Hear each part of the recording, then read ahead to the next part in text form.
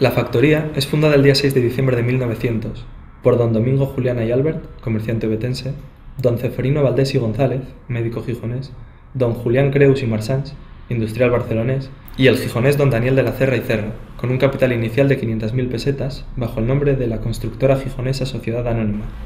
No es hasta el año 1911 cuando, en las inmediaciones del muelle del Fomento, se construye el primer barco, Antonio López, que es botado el día 2 de marzo de 1912. 4 años más tarde, en el Gijón de 1916, la construcción naval se encuentra en pleno apogeo, muestra del cual es la botadura del casco de vapor Príncipe de Asturias, buque de una sola bodega con 2 escotillas, cuya máquina se encontraba en la zona de popa. No es hasta 1934 cuando se acuerda un cambio en la denominación de la sociedad, pasando por fin a denominarse Sociedad Anónima Juliana Constructora Gijonesa. Durante la Guerra Civil Española, la empresa es militarizada y se dedica a la construcción de coches blindados, motores de gasógeno, reparación de carros de combate y fabricación de munición. Es en el año 1941 cuando la factoría, aprovechando su situación privilegiada en la bahía del Musel, se expansiona y orienta su actividad fundamental hacia el mar, dedicándose a la construcción de buques pesqueros y costeros de pequeño porte, dadas sus limitaciones de grada y de medios de elevación. En el año 1956, la compañía Euskalduna de construcción y reparación de buques, radicada en Bilbao, con larga tradición en la construcción y reparación de buques, toma posesión de Sociedad Anónima Juliana como sociedad filial, pero conservando esta su denominación e individualidad propia. En el año 1969 se produce la fusión de varias empresas de construcción naval, dando lugar a la denominada Astilleros Españoles Sociedad Anónima, y siendo Euskalduna uno de sus miembros. Pasa Sociedad Anónima Juliana a constituirse en filial de la nueva sociedad. Se inicia entonces la segunda etapa en la renovación del astillero, integrándose en el acuerdo suscrito entre la Administración española y AESA, denominado Acción Concertada, para la modernización de sus instalaciones, obras totalmente terminadas en 1976. La actividad principal de Sociedad Anónima Juliana Constructora Gijonesa es la construcción de buques. Ya bajo la nueva denominación de Izar, Astillero Gijón, la construcción naval no ha cesado, finalizándose 4 dragas para Francia, un buque quimiquero para un armador chileno y otro buque hospital para el Instituto Social de la Marina. También se hicieron varios bloques para unas fragatas noruegas para el astillero Izar, astillero Ferrol Bazán. Factorías Juliana Sau. Esta será la última denominación de este histórico astillero, ya privatizado y que a partir de aquí su declive como astillero altamente especializado queda patente en su posterior cierre en 2010. Se construyeron 3 buques en este periplo y que ninguno de los 3 se llegó a terminar, 2 buques sísmicos para un armador noruego y un cementero para Sociedad Anónima Tudela Beguín.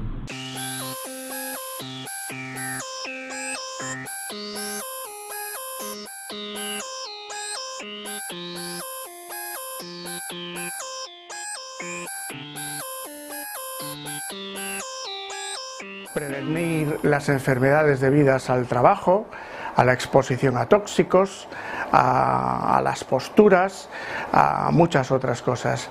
Y en Juliana siempre se estiló y se llevó que el botiquín, como se llamaba al servicio médico de empresa en Juliana, botiquín, por eso quiero reseñarlo, es muy importante, era como un poco el centro de salud, ¿no?, de todos los trabajadores. Los trabajadores difícilmente salían del astillero para ver a ningún médico. Iban, te preguntaban sobre su catarro, sobre su rinitis, sobre lo que fuese, tuviese o no tuviese que ver con su dolor de espalda. Eso hacía que fuésemos como una gran familia, ¿no? Y yo me sentía más el médico de cabecera de los 500 trabajadores que el médico de la empresa, ¿no? Aparte de todo eso, por supuesto, que como médico de la empresa tenía unos protocolos que cumplir. Los protocolos, había que revisar la legislación, había que revisar lo que los estamentos regionales escribían o las normativas que daban sobre ciertos trabajos, y esto pues aplicarlo a los procedimientos de exploración y de valoración de los trabajadores que teníamos en el astillero. En los reconocimientos médicos de empresa se trataba de valorar la aptitud del trabajador para el puesto que desarrollaba. No era igual un reconocimiento a un gruista que un reconocimiento a un soldador o que un reconocimiento a un calderero. Los reconocimientos estaban estipulados por gremios y por profesiones. Entonces, llevaban su tiempo. Se les hacían pruebas previas y después se reunían conmigo. Se les hacía una exploración y se charlaba con ellos sobre cómo les iba el trabajo, sobre cómo desarrollaban su trabajo, y en relación a todo eso al final se daba un certificado de aptitud o no aptitud, o las modificaciones que habría que hacer para que se minimizasen los riesgos o los daños que el trabajo pudiese traerle, como consecuencia del trabajo pudiese tener ese trabajador. En esto tenía una colaboración especial por parte de los sindicatos y de los delegados de prevención.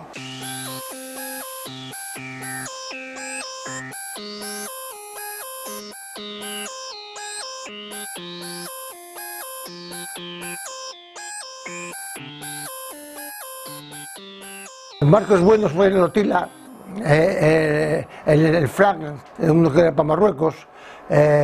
Bueno, hubo una temporada que habían barcos para Holanda que hacían 3 al año. 3 barcos, pero eran madereros que se hacían con 4 chapas al agua. 3 al año hacían. No. 3 o 4, depende. 12, un año 12.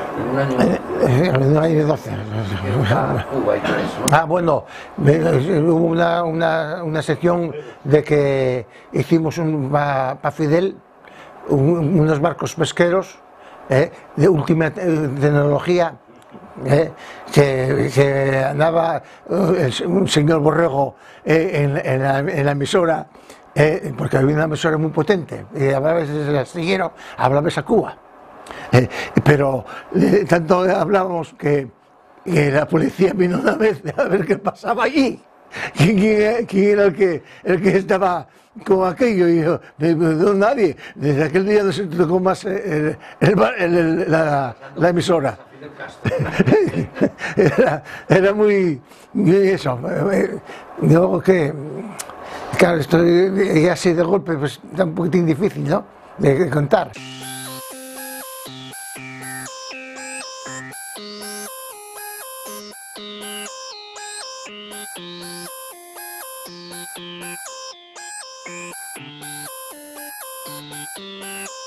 Y ya después de una temporada fue cuando nos quisieron meter las máquinas de CO2, de la semiautomática. Nosotros teníamos mucho miedo de aquella, los soldadores, los que éramos soldadores, porque decían que si era muy tóxico, que si era más tóxico que el electrodo, y de aquella tuvimos una temporada que nos negábamos a andar con ellas, que no queríamos, porque tal, porque igual. Pero yo después creo que al final, parecme que era como si la toxicidad era la misma que con el electrodo, no había tanta diferencia de una a otra. Y bueno, tengo aquí al lado de mi hermano que hable un poco para que vaya comentando él algo. Bueno, pues me llamo José Manuel Menéndez Suárez, soy hermano de Ángel Menéndez y somos los hermanos Teberga, porque esto que ahí se nos conoce mucho por los hermanos Teberga. Yo entré directamente cuando vine de Teberga sin saber lo que era un barco, sin saber lo que era nada de nada. Me vine para Gijón y me fui para Juliana y me buscó un compañero de allí de Teberga, que vivía aquí en Gijón, y me metí en Juliana con Fernández del 65, en febrero del 65, ya pasaron años. Y entré de peón, de ayudante, de lo que quieras, porque no tenía edad ni para peón, ni para oficial, ni para nada, porque era menor de 18 años. Me metieron a pintar, a calentar remaches, a correr remaches, a trabajar lo que fuera. Estuve trabajando con Fernández del 65 al 68. Para mí el primero fue el Molinón, que fue con el barco que yo empecé ahí. El primero que se hizo, yo creo, que de hierro. Y después estuvo el barco, el Otila, que es el que tenemos más en mente, en la cabeza de todos, porque ahí hubo un encierro de 3 pares de cojones, hablando en plata.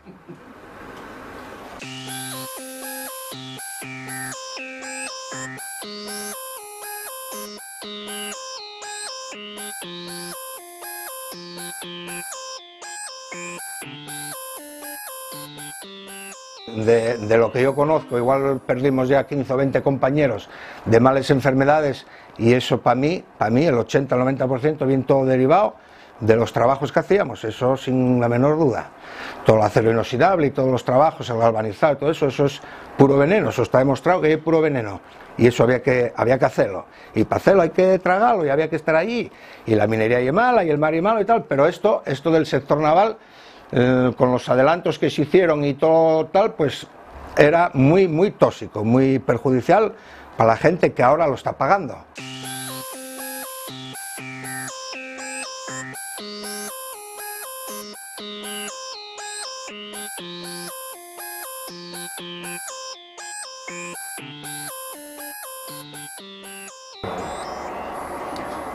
El control dimensional, ya empezamos a medir ya, a sacar las chapas, las cubiertas ya en el momento que se unían las chapas, porque van unidas en varias chapas individuales. Cuando se soldaban, pues llevaban unos elementos encima y teníamos que ir controlando todo eso para ir controlando las menguas, porque cada elemento, cada chapa que va soldando, pues va ahí recogiendo una serie de milímetros.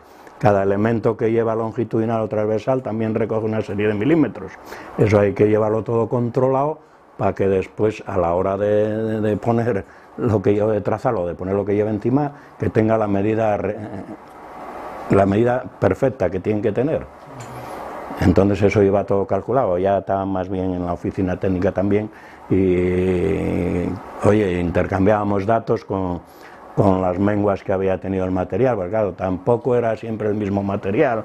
Trabajamos con chapas de alto límite elástico, trabajamos con inoxidables, trabajamos con diferentes tipos de chapa, y cada una tenía su porqué, ¿no?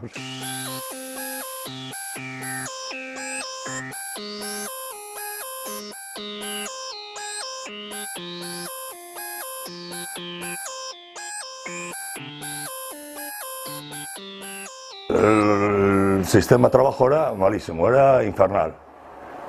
¿Por qué? No había nada más que una grúa en toda la dársena, había que subir los costes al hombro, se cortaba el galvanizado en la máquina, no había isométrica como hay ahora, el tubero venía con una plantilla y hacía la forma del tubo con una plantilla, ¿entiendes? Y claro, llegaba ahí, siempre había que cortar, había que poner una brida. Ese era el trabajo. Los ajustadores abajo con el motor taqueando, los calderos arriba, poníamos ventilaciones, escaleras. Un desastre. De cómo se trabajaba en aquel entonces a cómo se trabaja ahora, era un mundo.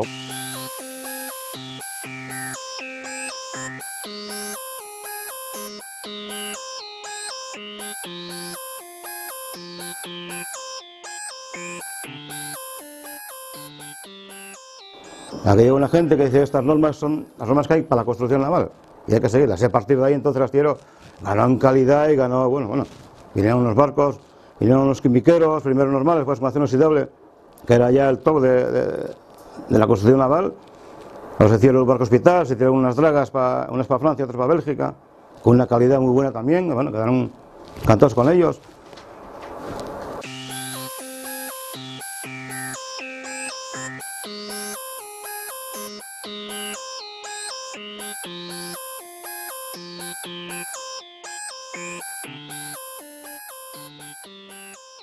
Los soldadores tienen sitios muy complicados, pero para mí el peor oficio de todos los que hay en el barco son los tuberos. Te tienes que meter debajo de los motores principales, cuando el cárter, debajo del piso planchas, que es lo que está diciendo este señor. Una cosa es decirlo, otra cosa es los barcos a una altura de 1 metro y algo, van las líneas de tubos de proa a popa, de babor a estribor, y cargado con válvulas y con tubos por encima de ellos. Y yo, por suerte, por desgracia, he tenido la suerte de trabajar, siempre me tocó la máquina y tanques. Meterte en tanques con tubos engalvanizado y estar allí con uno de mucha fuerza y otro de mucho peligro.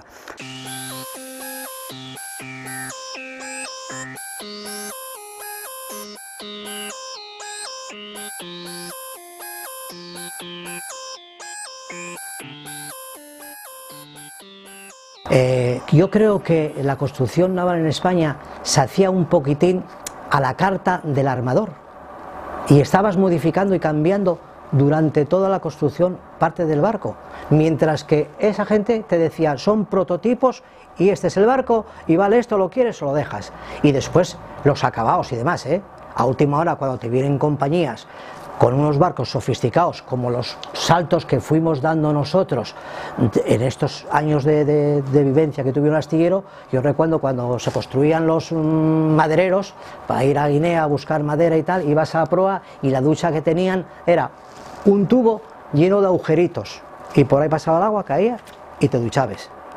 Luego das un salto enorme con los finlandeses. Los finlandeses visitaron la fábrica de Indalus 30 veces, primero porque les gustaba mucho, bueno, el vino, para ir para Valladolid, y segundo porque ellos, por ejemplo, eligieron modelo a modelo cómo querían las luces, diseñaron un modelo único para la contraseña del buque.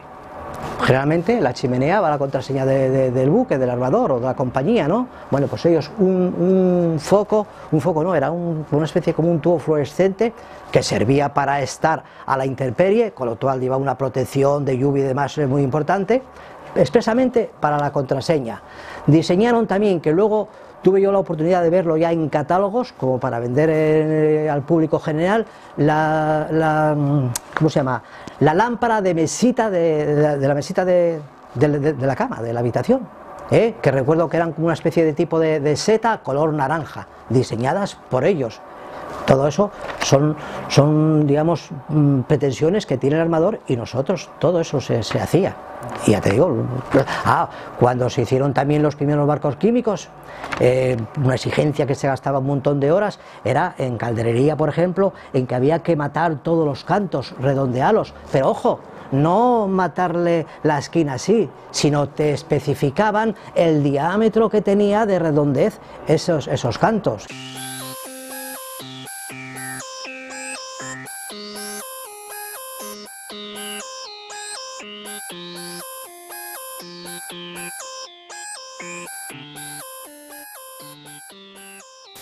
Empezó a funcionar el tema de los sindicatos.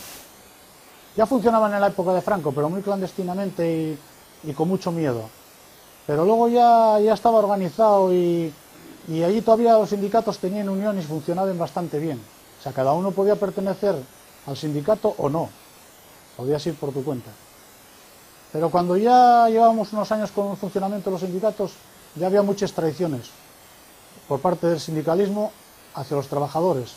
Entonces había bastante división entre los currantes, sindicatos y tal. Pero bueno, a la hora de la lucha, normalmente todo el mundo iba a una, defendiendo siempre todos.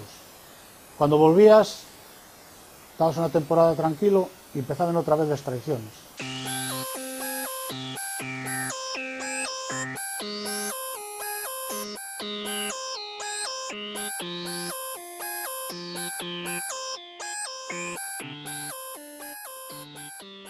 Yo lo enfoco como la estructura del astillero. Si hay una estructura de funcionar de una manera, por eso yo digo que funcionaba bien el astillero, porque estaba todo concentrado en sitios y que era muy fácil resolver las cosas, rápidamente el departamento de control de calidad le pedía informe al otro, le pedía tal, y funcionaba todo muy bien.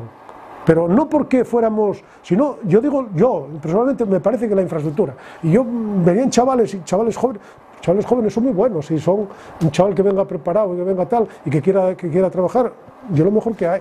Es que es verdad,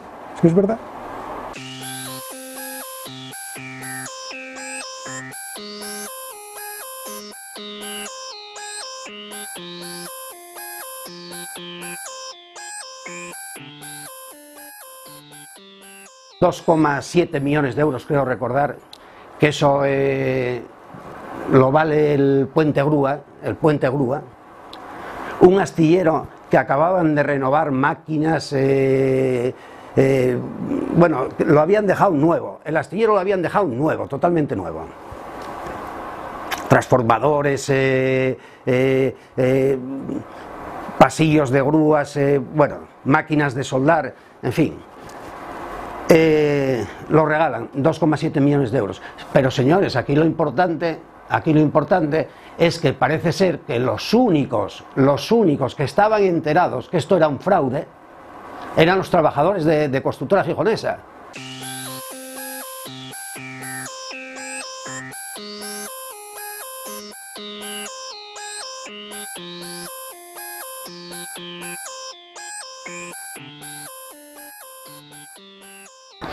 Pero en la década de los 90 y hasta el 2000 tuvimos unas grandísimas reconversiones industriales que hizo el gobierno que estaba en aquellos momentos mandando en este país, y que era nada más y nada menos que el PSOE, que para llamarse Partido Obrero Español es una auténtica vergüenza, porque fueron las mayores, como digo, reconversiones que se hicieron, y para tratarse de un partido del gobierno fue algo verdaderamente vergonzoso.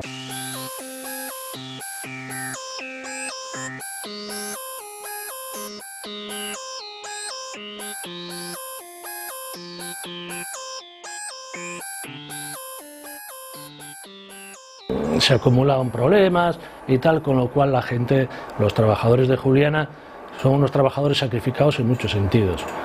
Primero, en el tema laboral, porque el tema laboral es un trabajo duro, un trabajo muy duro. El que no haya estado trabajando en un astillero no sabe lo que es trabajar en un astillero, porque yo me imagino que anteriores compañeros habrán ya puesto como ejemplo el trabajo de la mina, pero el trabajo de un astillero es muy, muy, muy duro. Juliana lo vendió a Euskalduna, junto con Euskalduna pasamos a formar parte del INI, con lo cual ya dejamos de ser una empresa local. Entonces ya el tema sindical ya se trasladaba a la zona de Madrid, porque allí era donde estaba la empresa matriz de todos los astilleros españoles. Más adelante todavía creció más, porque en el año 2000 se creó el grupo Izar, con lo cual cogió más volumen la empresa, y el tema sindical también fue mucho más allá del tema local. Había que ir a Madrid, y las reuniones se hacían en Madrid, las decisiones se tomaban en Madrid, digamos en conjunto con todos los tal, pero digamos que yo creo que al final nos sentimos todos un poco decepcionados con el paso de los años, y ya digo que para mí en particular el que nos hayan dejado fuera del sector naval fue un golpe muy duro, y yo creo que no se tenía que haber producido nunca, porque era una empresa, digamos, que se malvendió a un empresario que pagó por ella 2 millones de euros, cuando unos años anteriormente se habían gastado 35 millones de euros en modernizar la empresa. Entonces, nosotros sindicalmente nunca quisimos a ningún empresario que no fuera el Estado. Hay que tener, para comprender eso, hay que entender que el sector naval es un sector que fluctúa mucho. En un año hay muchas contrataciones, de repente no hay, baja mucho, y entonces no es lo mismo estar, digamos, dentro del sector público, que tienes un paraguas más amplio, a estar en el sector privado, que es lo que está ocurriendo ahora con el nuevo propietario de astilleros que tienen ahora, que cuando no tiene trabajo los manda todos para casa. Entonces los trabajadores no llegan a estar especializados nunca. Cuando ya cogen y ya empiezan a saber algo de su profesión o de cómo se trabaja en el sector naval, los mandan a casa. Cuando vuelven, que hay otra vez trabajo, ¿qué ocurre? Que tienen que aprender otra vez. Entonces el problema, digamos, de la industria auxiliar del sector naval también es un problema muy gordo.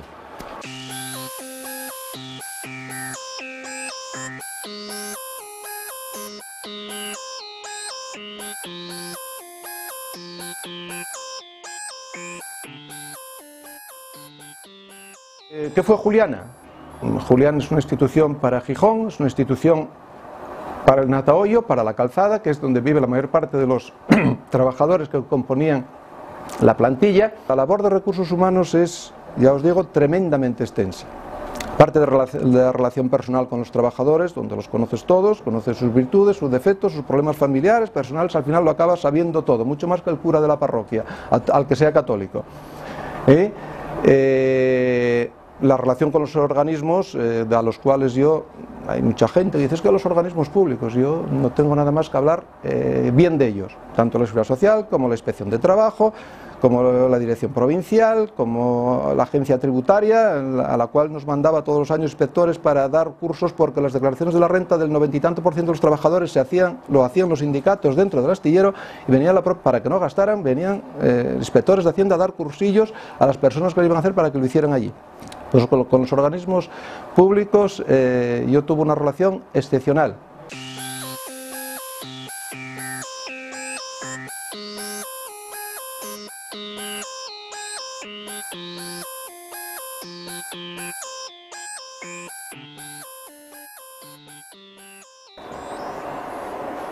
Fue una empresa muy solidaria.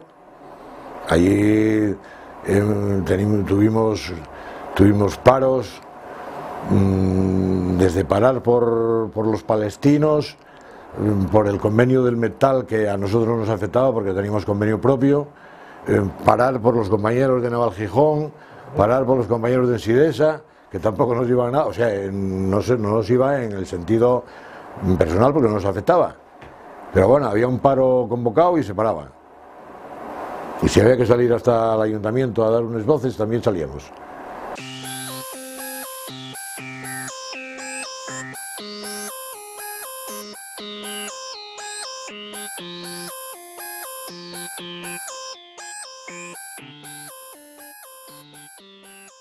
No era un ambiente muy bueno.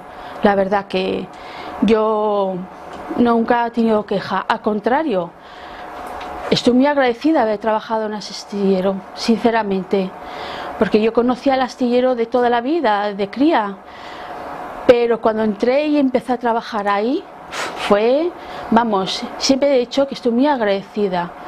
Y sí, la verdad que me dio mucha pena, bueno, al final me echaron en el 2009, fue muy corta la experiencia dentro de ello, pero fue muy corto el tiempo, pero a la vez fue muy gratificante.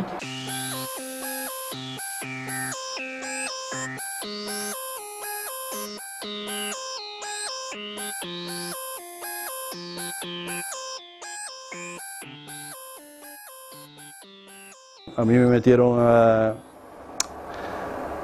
los diques, a las bombas de achique de los diques, a los movimientos de buques. Cuando había movimientos de buques había que llenar los diques, después había que vaciarlos, en fin. El sistema de botaduras.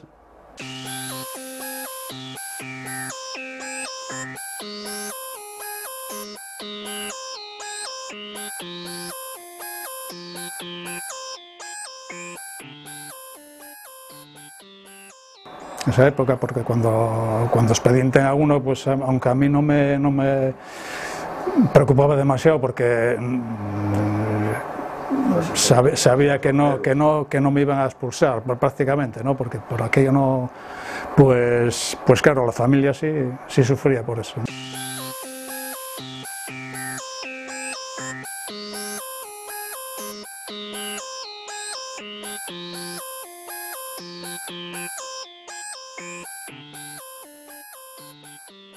Sí, pero yo creo que los sustos más que nada vinieron siempre por el tiempo, por los temporales.